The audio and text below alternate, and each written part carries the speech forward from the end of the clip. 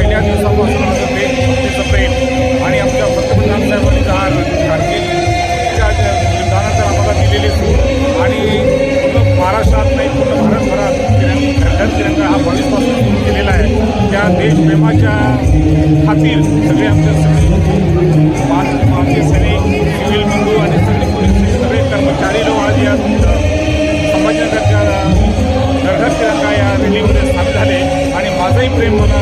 न राहता मी पण माझ्या गाव संभाजीनगरला असतो, परंतु या देशप्रेमाच्या खातीर या तिरंगा रॅलीमध्ये सामील झालो आणि आज मला खूप आनंद होत असतो। माझ्या देशप्रेमासाठी भक्तांचा सगळे लहान म्हणजे छोट्यापासून तर वृद्धापर्यंत सगळीच लोक ते भावना तुम्हाला दिसायला मिळेल आणि